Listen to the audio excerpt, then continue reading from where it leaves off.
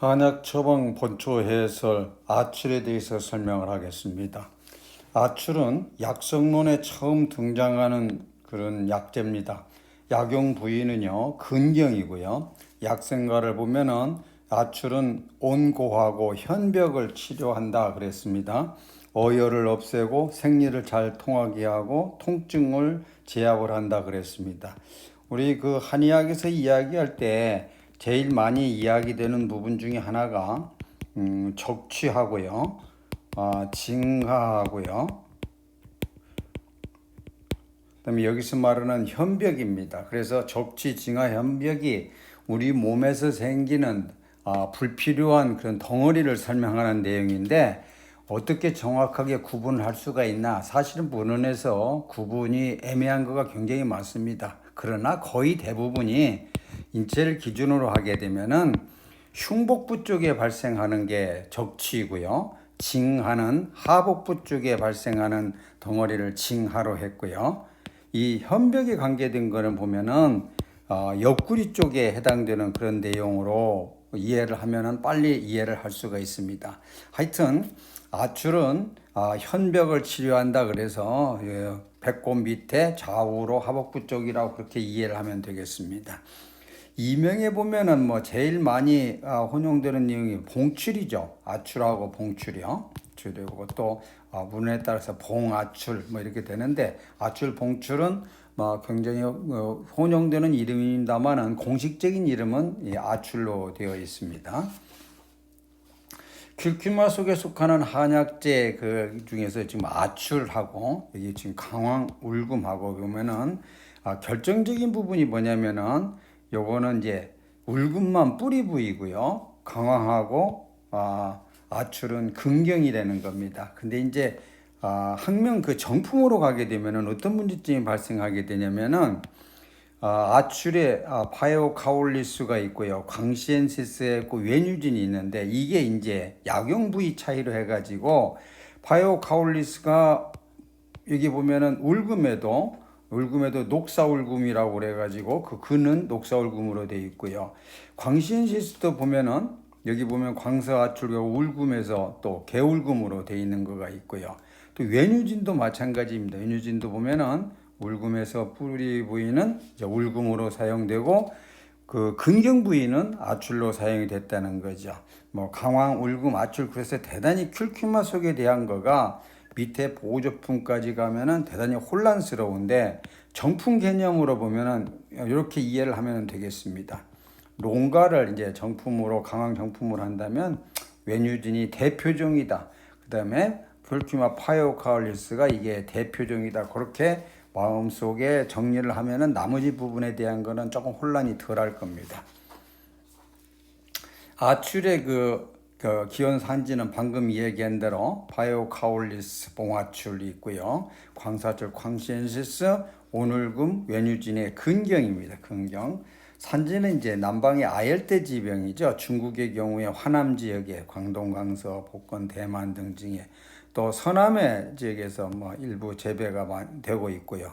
이제 남방에 뭐 베트남, 인도네시아 등등해서 아열대 지방에 많이 분포하고 또 재배하고 육종되고 있는 걸 볼 수가 있습니다.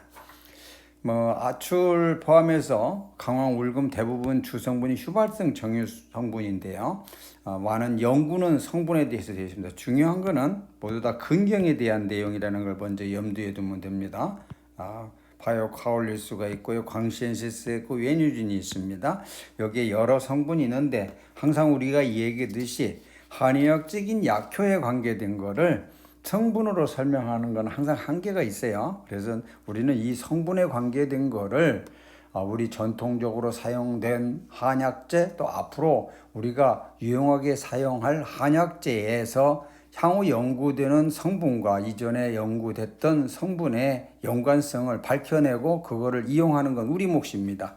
그래서 줄 알다시피 큐큐마 속에 속하는 대표적인 성분은 큐큐민이죠. 그래서 보면은 이렇게 C자 돌림으로 들어가는 거요. C자로 들어가는 거를 유익에 볼 필요가 있습니다. 모두 다 그 큐큐민 관련 그런 계통이라고 이해를 하면 됩니다. 이걸 가지고 약효를 다 설명을 할 수는 없습니다. 양리작용입니다. 양리작용이 그 아출을 포함해서 이게 활렬거약이죠. 활렬거약이기 때문에 우리 한약재로 보면은 혈소판, 응집, 항혈전 등등이요. 이런 등등에 대한 거가 주로 양리작용에 균열이 되어 있다 이렇게 생각할 수가 있고, 기타 이제 이런 평활근, 항종양 등등에 대한 그런 실험 보고가 있다는 내용입니다. 사용량은 4에서 12g 정도고요. 이제 약성으로 들어가겠습니다. 약성은 성질이 따뜻합니다. 신고합니다. 그래서 활렬 거시키는데 행기 파열시킨다, 소적 지통시킨다 그랬습니다. 여기에서도 보면은 징하 적취가 나오죠. 아까 약성가에서는 현백이 나왔잖아요. 이와 같이 적취, 징하, 현백에 대한 내용이 문헌에서 상호 혼용도 되고 좀 혼란스럽습니다만은, 기본적으로 아까 얘기했듯이 적취는 배꼽 위에 위쪽에 생기는 이상 덩어리를 얘기한다고 이해를 하면 되고, 징하는 아랫부분에, 배꼽 아랫부분에, 그래서 자궁, 운종, 난소, 낭종을 설명할 때는 적취란 말을 안 씁니다. 징하 그러죠. 현벽에 관계된 거는 옆구리를 포함해서 아래쪽에, 복부 아래쪽에를 이야기하는 내용이다. 그렇게 사전에 인지하고 접근하게 되면 이해하는데 도움이 될 겁니다. 임상응용입니다. 아출의 임상응용에 보면은 행기 파열시킨 활렬 거에 관계된 내용에 보면은 부인과 질환의 경패, 희발월경, 하복부통, 하복부 종괴, 아까 자궁, 근종, 난소, 낭종 이런 게 다 하복부 종기죠. 대표적인 처방에 보면은 아출산이 있는데, 아출산 처방에 보면은 천궁, 당귀, 숙지황, 백제약 이해하겠죠. 이게 사물탕입니다. 사물탕에 보혈시키는 사물탕에 활렬 거시키는 약재가 들어갔다는 거죠. 그러니까 혈허 상태면서 오열을 발생하는 거, 혈액이 부족한 상태에서 혈액이 응고된 그런 내용입니다. 여기 소유향도 보면 하초를 따뜻하게 하는 약이 있잖아요. 또 징하, 교통에 사용한다. 그래서 봉화철환 같은 경우를 보게 되면은 특이하게 여기 보면은 당귀도 있죠, 적자약도 있죠, 또 도인도 있죠, 이런 등등이 보면은 활렬 거약하고 같이 배합이 된 거가 많아요. 그다음에 기체 혈어로 인한 복강내 종류 등등등등에도 보면은 안흥 추거탕 그러면은 이게 아출이 들어가는데요. 이제 뒤쪽에서 이야기했으면 삼릉도 들어가고요. 이제 활렬 거약인 홍화, 단삼, 천상갑 이렇게 해서 주로 활렬 거약에서 많이 배합이 되고, 본인 자체도 활렬 거약이니까요. 그래서 정확하게 말하면은 위치로 보면은 복부 아래쪽에 생기는 이상 덩어리, 혈적 덩어리에 응용되는 그런 약재다. 그렇게 정리를 할 수가 있습니다. 아울러서 이제 소적 지통, 그래서 소화불량부터 등등등 나가는데, 이건 어떻게 이해를 하면 되냐면 일반적인 단순 소화불량보다는 보다 진행된 소화불량 이런 거에 덩어리 형성할 수도 있고, 형성이 이제 진행이 되는 수도 있고, 이럴 때 사용한다 이렇게 정리하면 됩니다. 여기 보면은 아출이 들어있고, 이제 뒤쪽에는 삼능이 같이 들어가 있고요. 보면은 고가 이런 식으로 해서 소화제도 같이 들어가 있는 걸 볼 수가 있습니다. 대표적인 소화에 관계된 특이한 게 보면은 역시 시각, 그래서 소화에 관계된 내용을 볼 수가 있는데, 이게 보면은 대표적인 처방에 보면 평진탕을 했어요. 평유사는 하고 이진탕이 합방된 게 평진탕이죠. 평유사는 방향성 화습의 대표적인 처방이고, 이진탕은 화담의 대표적인 처방인데, 이 두 가지가 합한 평진탕으로 해서 음식물로 인한 음식물이 과잉 축적되고 배설이 잘 되지 못해서 생기는 그런 이상 발열 증상이죠. 식학이죠. 식학을 치료한다 이렇게 정리를 할 수가 있습니다. 아출의 활렬 거약이고요. 온열 파의약이라고 할 수가 있습니다. 기미로 보면은 신미는 산하고 고미는 설하고 온미는 통혈체한다. 한의학적인 그런 기미론에 딱 부합을 시켜서 파혈거하고 행기지통한다. 여기 보면 기중지 혈약 그랬습니다. 뒤쪽에서 이제 광항, 울금, 아출을 비교할 때 나오는 용어인데, 그건 그때 다뤄 설명하겠습니다.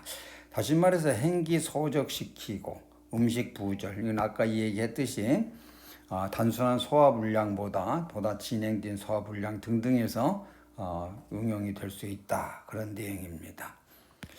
강황, 울금, 아출에 대한 게 본초 과목에 나왔는데 여기에서도 보면은 형상과 효능이 서로 비슷하다. 그래서 막 울금은 치혈한다. 강황은 비에 들어가지고 치기한다. 아출은 간에 들어가가지고 기중지혈을 한다. 지금 무슨 이야기 하려고 그러냐면 지금 이 부분으로 나가는 겁니다. 기중지혈약으로요. 기중지혈약이고 또 본초통연에서 보면은 혈액에 간에 주로 작용해가지고 적취 악혈 이렇게 하는데 아출이 주된 역할을 한다 그랬습니다.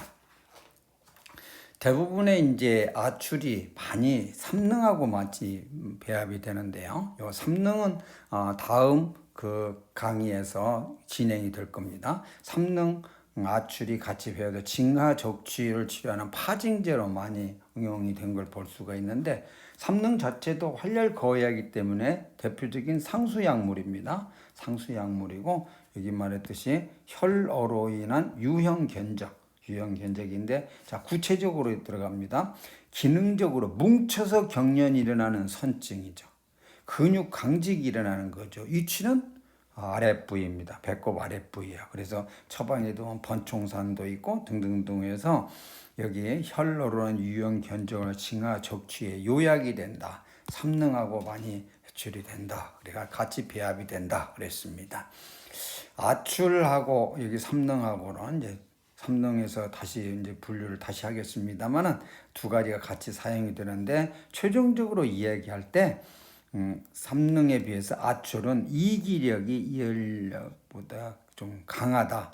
삼능은 그 반대다. 이열력이 더 강하다. 아까 기중지, 혈약, 혈중지, 기약 뭐하고 연계가 됩니다. 똑같은 진통작용을 나타내지만 두 가지가 그렇게 같이 응용되지만 나름대로 각자의 그 역할이 있다. 이런 내용이죠. 보다 진행된 소화불량에 사용되는 건의소도제로서 아출의 응용은 다시 얘기합니다만은 강직이 일어나고 통증이 일어나고요. 기능적으로 소통이 되지 않고 또 심지어 배꼽 부위가 이렇게 팔딱팔딱 뛰는 동기 목적을 나타낼 때 아출과 삼능이 같이 응용된 예가 굉장히 많다. 평진탕에도 보면 삼능 봉출이 되고 대소산, 보아탕 등등을 예를 들어서 설명을 할 수가 있다. 이 중에서 이제 평진탕을 설명을 합니다. 평진탕은 평유산과 이진탕이 합해진 거죠. 방향성 화습약입니다. 뭐하고 연계가 되냐? 비오습하고 연계가 됩니다. 소화기 계통에 생기는 좋지 않은 습사를 없애는 거죠. 그래서 실성 음식 부절에 사용되는 대표적인 처방이 평유산이잖아요. 한의학에서는 이걸 습체 비위라 얘기했습니다. 자, 이진탕은 화담약입니다.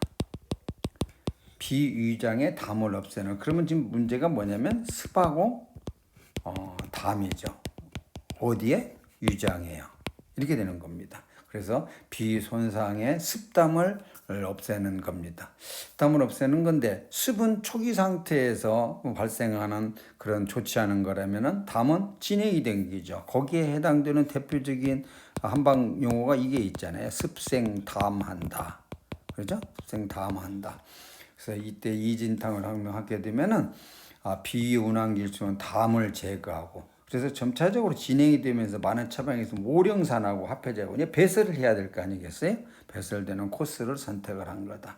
그래서 단 습에 관계된 거는 평유산, 담에 관계된 건 이진탕, 자 이런 노폐물 밖으로 배설하는 코스로 소변으로 오령산에 합해지면 평령탕이라는 처방이 되는데 여기에 보면 삼능과 봉출이 같이 배합이 되는 것을 볼 수가 있다. 경희대학교 내과의 간염 처방에 유명했던 처방이 생강건비탕이라는 처방이 있죠. 생강건비탕이라는 처방이 이와 같은 취지를 살리고 있는 처방입니다. 식적 구화에서 거에 응용하는 대표적인 처방으로 경희대 내과의 그 간염 처방이었습니다. 여기서 우리한테 한의기에 요즘 숙제를 모두 다 인지를 해야 될 겁니다. 대표적인 말이 한약재를 먹으면 간이 나빠진다 등등인데 경희대 간염 처방에 한약재 또 처방도 생강건비탕이 있는 거예요. 생강건비탕이라는 처방이 거꾸로 이야기합니다. 간이 안 좋을 때 한약재를 사용해도 이상이 없다는 것도 이걸로 증명을 해야 되고요. 이 부리로 증명을 해야 되고 거기에 대한 설명을 충분히 할 수 있을 때만이 한약재는 살아남을 수 있고 그 인정을 받게 되는 겁니다. 이거가 학계에서 해야 될 몫이죠. 자, 혈액에 대한 내용을 다시 정리를 하겠습니다. 강황과 울궁과 아출입니다. 아까 약용 부위에 대한 내용은 요거는 뿌리고 강황하고 아출은 근경이라고 이야기했습니다. 강황, 울금, 아출의 대표적으로 차이점 중에 하나 보면 울금은 성질이 서늘하다는 거예요. 그리고 아까 얘기했듯이 울금은 혈분지 약이고 강황은 혈중지 기약이고 아출은 기중지 혈약이다. 그래서 똑같이 큐큐마 속에 속하는 그런 식물이고 그 식물의 약용 부위만 근이냐 근경이냐 차이고 이거를 한의학에서 사용을 할 때 이제까지 전통적으로 사용했던 그런 모든 처방에서 등등의 근거는 이와 같은 분류 기준에 의해서 사용이 됐다는 거예요. 사용이 되고 그거가 현재까지 우리가 그거를 응용을 하고 있다는 내용입니다. 수치는 절편에서 생용하거나 초는 이제 간에 기용하는 거고요.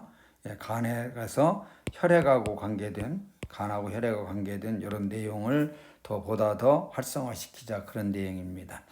금기에 보면은 비혈, 양어, 비위가 박해해서 한마디로 말해서 허약한 사람한테는 쓰지 말으라 그 말입니다.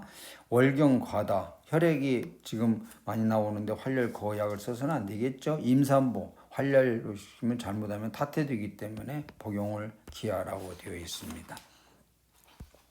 자연상태 감별입니다. 자연상태 감별은 기원종에 이제 봉화추, 파요, 카올리스하고요. 그다음에 광시엔시스가 있고 웨니준이 있고 그렇습니다. 여기에 보면은 이제 큐큐마 제도아리아가 있는데 제도아리아는 저번에 울금에서 잠깐 설명을 했습니다. 과거에 많은 문헌에서 보면 큐큐마 제도아리아하고 파요카올리스하고 거의 비슷한 내용으로 설명을 했어요. 또 큐큐마 제도아리아라고 해서 아출의 대표종으로 됐던 일이 있습니다. 그러나 지금은 제도아리아는 큐큐마에 속하는 전체 개념으로 이미 정리가 됐습니다. 전체가 돼가지고 따라서 큐큐마 제도아리아라는 그 식물을 설명하고 또 약물을 설명하는 데 보면 두 가지가 혼용이 돼 있어요. 파이오칼리스 아출에 대한 내용만 집중적으로 돼 있는 거가 있고 어떤 거 보면은 강황울금 아출에 대한 걸 전체 총괄하는 개념으로 되어 있는 걸 볼 수가 있습니다. 특히 식품으로 가면은 그게 더 심합니다. 그래서 제도아리에 대한 거는 따로 구체적으로 분류하지 않고 옛날에 파이오카올리스 종류에 같이 봤던 그런 개념으로 그 접근을 하면서 일부 인용을 하도록 하겠습니다. 자, 기원적인 파이오카올리스하고 광시엔시스하고 웨니준을 기준으로 하면 첫째는 분류 기준에서 잎의 자색띠가 있냐 없냐를 가지고 구분을 하면 됩니다. 그 웨니준은요 오늘금은 없습니다. 파이오카올리스하고 광시엔시스는 있습니다. 다만 파이오카올리스는 자색띠가 아주 그 깊이까지 도달을 하고요. 광사출은 있기도 하고 없기도 하고 그렇습니다. 있기도 하고. 두 번째 기준은 꽃 색깔입니다. 꽃이 분홍색이냐, 꽃이 백색이냐 이걸 가지고 이제 구분을 하면 됩니다. 여기에 잠시 강황과 울궁과 아출을 비교를 했는데 세 가지에 대한 대표적만 가지고 비교를 한 겁니다. 여기도 보면은 자색띠가 카올리스는 뚜렷하지요. 근데 강황의 롱가하고 웨뉴지는요 자색띠가 없습니다. 이걸 가지고 이제 구분을 하면 되고요.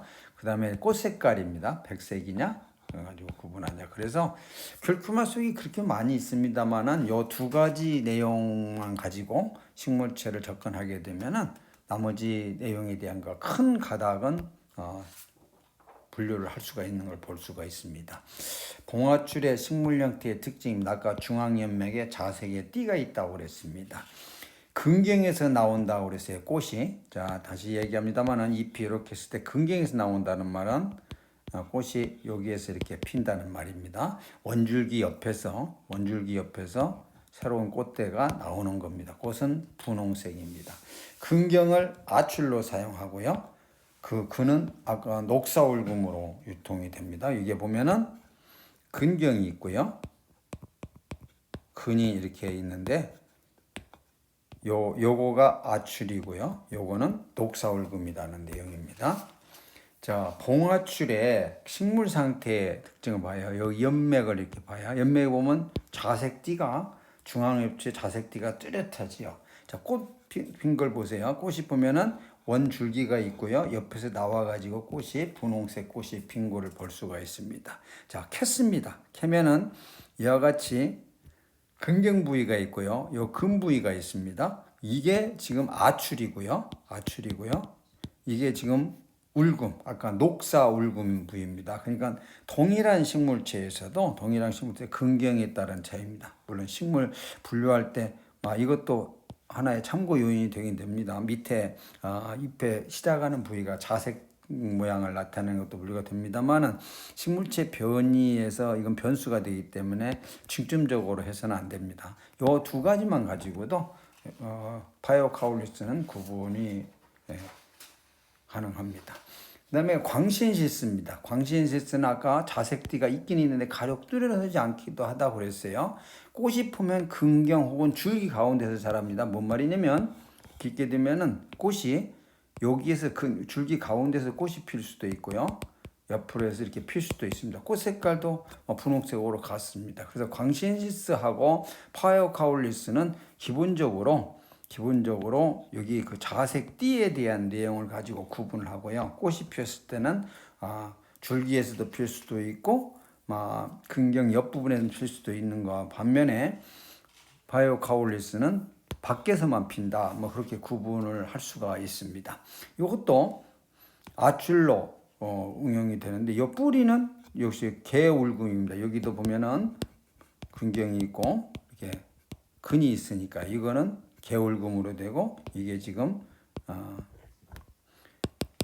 아출로 된다 그런 말입니다. 자, 여기 보면은 자색띠가 있지요. 그런데 위쪽 부분에서는 자색띠가 없습니다.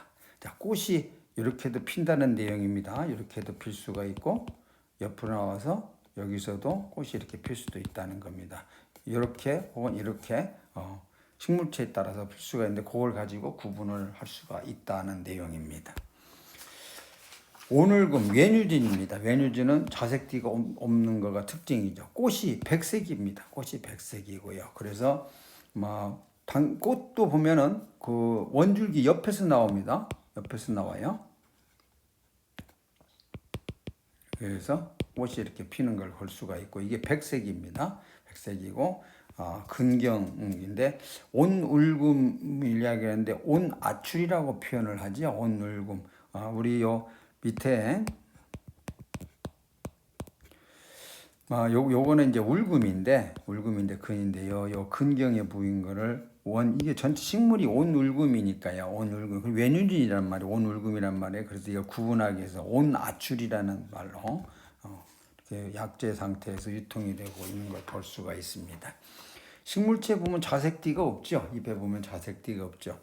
원줄기 옆에서 꽃이 이렇게 핍니다. 백색 꽃이 피게 되고요. 자, 캤습니다. 캐면은 이게 지금 근경 부위죠. 요게 지금 근 부위고요. 이거가 이제 그 아출이고요. 요게 지금 이제 울금이라는 내용입니다.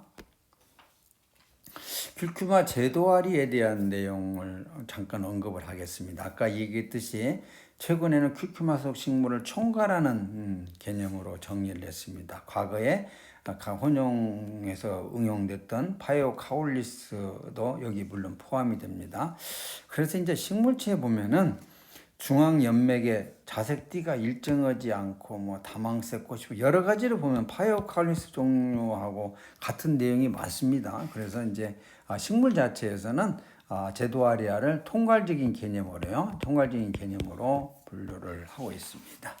이제 제도아리아의 겁니다. 이게 중앙맥을 보세요. 있는 것도 같기도 하고 없는 것 같기도 하고 그렇죠? 꽃 모양도 그렇습니다. 꽃 모양도 분홍색, 백색 그렇습니다. 식물 형태의 검색표, 우리가 만드는 검색표를 다시 설명을 하겠습니다. 요 기준은 자색띠가 있냐 없냐를 제 1번 요인으로 하고 있습니다. 자색띠가 있으면 뚜렷하냐 뚜렷하지 않냐를 가지고 두 번째 기준으로 하라고 그랬습니다. 세 번째는 꽃 색깔입니다. 꽃이 분홍색이냐 흑색이냐, 혹은 더 구체적으로 말하면 꽃이 근경에서 나오냐 근경 옆에서 나오냐를 가지고 요거를 참고로 할 수가 있다는 내용입니다. 강황, 울금, 아출에서 아출을 이제 규정하기 위해서 자색띠가 뚜렷하고 근경에서 나오고 분홍색인 것을 파이오카올리스 원 대표종으로 이야기할 수가 있다. 그런 내용입니다. 약재 형태의 감별 검색표를 설명을 하겠습니다. 약재 상태에서요, 근경이 비교적 크냐 작냐 이건 큰 의미는 없습니다. 왜냐하면 여기 제도아리아가 아까 대표종의 개념이기 때문에 근경 크기는 크게 나왔고요. 이 우리 기원종에는 카올리스, 외뉴진, 광시엔시스의 구분하는 첫 번째 이 근경 부위니까요. 이 부분에 환절이 있을 거 아니겠어요. 근데 이게 융기됐냐, 융기되지 않았냐를 가지고 광시엔시스를 따로 독립을 해서 정리를 할 수가 있습니다. 두 번째가 이제 단면 색깔입니다. 단면 색깔. 단면 색깔을 가지고 구분을 할 수가 있습니다.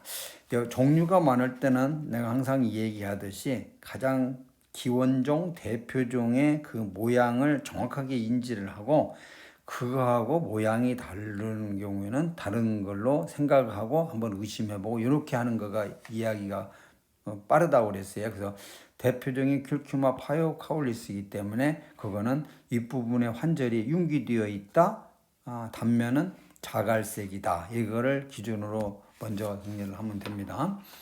그 다음에 이제 역시 강황, 울금, 아출의 대표 기원종만 기준으로 해가지고 구분을 하면은 파이오카올리스는 휘갈색이고 단면이 자갈색이다. 약용 부위가 근경이기 때문에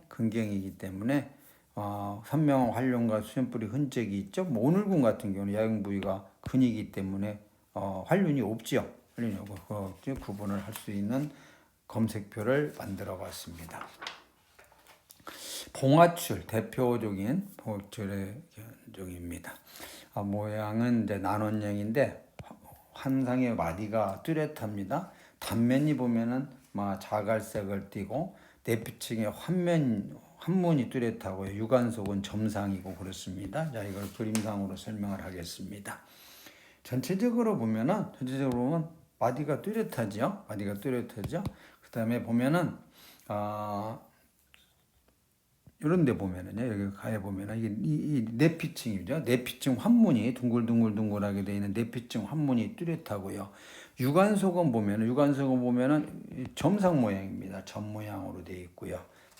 각질이고 자갈색이고 그렇습니다. 이게 이제 그 봉화출 파에오카올리스의 약용 부위인 근경의 모습입니다. 이게 가장 대표종이고 이 대표종의 내용을 인지를 하는 게 여러 가지로 유리할 겁니다.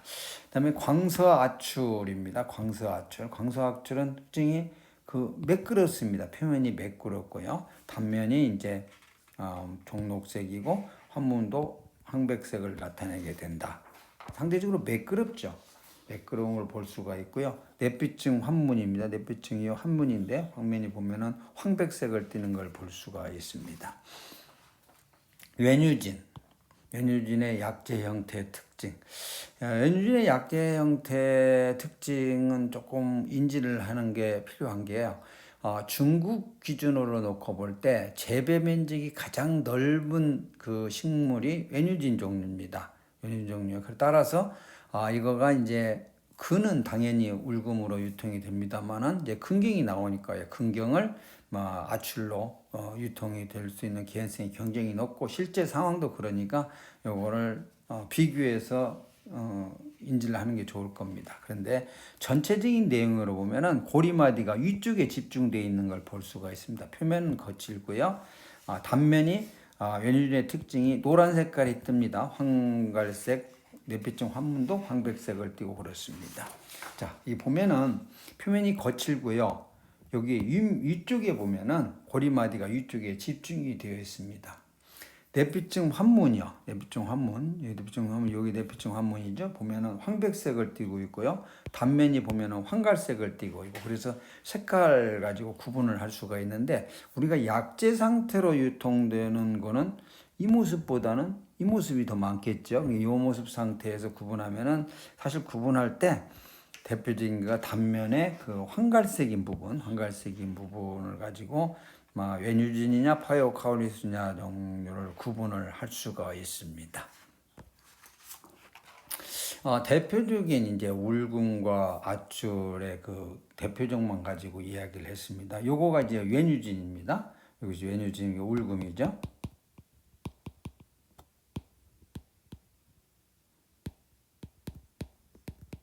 웨뉴진이죠. 요거가 이제 아까 말한 그 파이오카울리스입니다. 파이오카울리스인데, 요거가 울금에 요거는 근이죠. 요거는 근경이고요. 따라서 대표적으로 울금하고 아출하고의 균종이 보면은 근경이기 때문에 요거는 표면에 그 둥그런 환영 마디가 있습니다. 마디가 있고 고리마디가 있는 거죠. 뿌리에는 고리마디가 없는 거죠. 색깔 자체도 완전히 틀리고요. 색깔도 틀리고, 그래서 대표적으로 구분하자면 이와 같은 내용을 설명을 할 수가 있습니다. 다시 한번 그 아출 기원종에 대한 검색표를 설명을 하겠습니다. 귤큐마 제도아리아에 관계된 내용은 대표적인 내용이기 때문에 따로 설명을 하지 않겠습니다. 환절이 융기되어 있냐, 융기되어 있지 않냐, 이걸 가지고 첫 번째 기준으로 하고요. 두 번째가 이제 단면의 그 색깔입니다. 자갈색이냐, 황갈색이냐, 녹색이냐를 가지고 이렇게 구분을 할 수가 있습니다. 여기에 이제 추가로 아까 황신스가 표면이 매끄럽냐 거치냐 하는 것을 보조 자료로 사용을 하면 되겠습니다. 약재 형태의 간별 검색 내용도 보면은 아까 회갈색이고 자갈색인 걸 기준으로 하고요. 요거는 이제 약용 부위가 근경이냐 근이냐에 따라서 선명한 활륜이 있냐 없냐 이걸 가지고 롱가하고 강황하고 아출하고 울금하고를 구분을 할 수가 있다는 내용입니다. 광황, 울금, 아출에 대한 식물 및 약재 형태의 기본적 구분에 대한 것을 간단하게 설명을 하겠습니다. 다시 말해서 이게 큐큐마 속에 속하는 우리 한약재의 전체 정리가 됩니다. 전체 정리가 되는데, 식물 형태를 먼저 봅니다. 식물 형태에 자색티가 있냐 없냐 내용입니다. 그래서 아출이 보면은 대표적인 경우는 파이오카울리스잖아요. 파이오카울리스라는 말 자체가, 파이오라는 말이 이게 자색이라는 말입니다.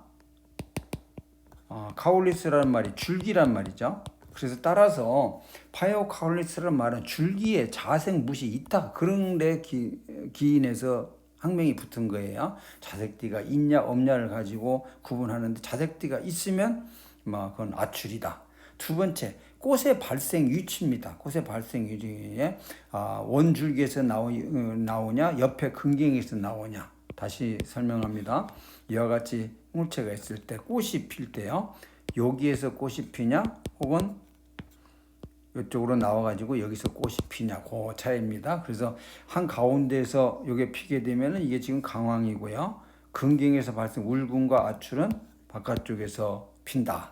다음에 세 번째가 꽃의 색깔 부분입니다. 꽃의 색깔이 백색이냐 분홍색이냐를 가지고, 우리 지금 하는 아출은 분홍색이었잖아요. 자, 약재 형태로 넘어갑니다.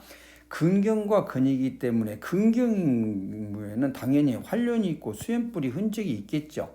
그래서 이들은 근경이라고 하면 강황 아니면 아출 둘 중에 하나다. 없으면 울금이고요. 두 번째가 이제 단면 색깔입니다. 단면 색깔의 강황, 아출. 근데 우리 지금 아출의 경우에는 자갈색이고요. 그렇습니다. 그러나 이제 울금 및 아출의 경우에 아까 얘기했듯이 여러 종류의 기원종이 그 같이 섞여서 또 공정수에도 그렇게 돼 있다고 그랬죠. 이거는 기본적으로 동일한 식물에서 근경과 근이 있을 때 그 활용도를 다 활용을 하자는 그런 취지에서 시작을 합니다. 이런 대표적인 예가 소위 말하는 식품에서의 그 큐큐민 종류죠. 그래서 뭐 우리가 말하는 거 강황, 울금, 아출과 같이 구분하지 않고 전부 다 뭐 맛을 기준으로 한다고 그럴까요? 향을 기준으로 한다고 해가지고 전부 다 같이 그냥 강황이라고도 부르고 아출이라도 부르고 울금이라도 부르고 뭐 마음대로 부르고 있는 걸 볼 수가 있는데 우리는 약으로 사용하는 거예요. 그래서 이에 대한 구체적인 효능 검정 또 감별 기준 제시가 이제 지금 현재 돼 있는 것보다 보다 더 진행이 돼야 되겠죠. 큐큐마 속에 속하는 그 한약재인 강황과 울금과 아출의 전체 내용을 마무리하면서 내가 한의기에 관련된 인사, 물론 한의사 선생님을 포함해서 또 한의과대 학생 다 해당이 됩니다. 한약재에서 요 큐큐마 속에 속한 식물에 대한 걸 구분을 하는 게 큰 참고로 하려면은 외국들 여행을 많이 가잖아요. 가는데 인도네시아에 가면 자카르타에서 택시로 하면 아마 기본 요금 정도 될 겁니다. 그게 멀지가 않습니다. 농림청에 있습니다. 그래서 되게 농림청에 그게 그 묘포장이 있는데 사전에 예약을 해도 되고요. 거기 가서 예약 신청을 해도 되긴 될 겁니다. 하여튼 관광 목적으로 인도네시아 갈 일들이 많을 테니 거기 갔을 때 농림청의 그 시험장, 자카르타의 시험장을 한번 보면은 거기에서 이제 그 나라에서 그 큐큐마 속에 속한 거를 식품으로 많이 사용하고 응용을 많이 하다 보니까요. 거기에 그 육종 재배를 하기 위해서 농림청에서 묘포장을 만들어 놨는데 내가 확인한 것만 해도 큐큐마 속한 그 식물이 100종이 넘습니다. 그래서 거기 가면은 보통 빠르면은 반나절 그러면 하루 정도를 그 큐큐마 속에 속한 식물을 다 확인을 할 수가 있습니다. 이 확인 기준은 지금까지 얘기했던 큐큐마에 속한 그 기준에 큰 대강만 기준으로 하더라도 웬만큼 구분이 될 수가 있습니다. 우리나라의 제주도의 서귀포의 밀감연구소 생각하시면 됩니다. 제주도 서귀포의 밀감 그 시험부장에 가면 되면 밀감이라고 생긴 종류요. 시트러스 속에 속하는 밀감이라고 생긴 종류는 거기 가면 다 볼 수가 있잖아요. 그것도 100종 이상이 넘습니다. 마찬가지로 자카르타의 그 농림청의 그 큐큐마의 묘포장에 가게 되면은 모든 것을 다 볼 수가 있습니다. 권고합니다. 갈 수 있으면 볼 수 있으면 좋겠습니다. 강황, 울금, 아출에 대한 전체적인 내용에서 지금 아출은 아까 기중지 혈약, 강황은 혈중지 기약, 울금은 혈분지약 이렇게 정리를 했습니다.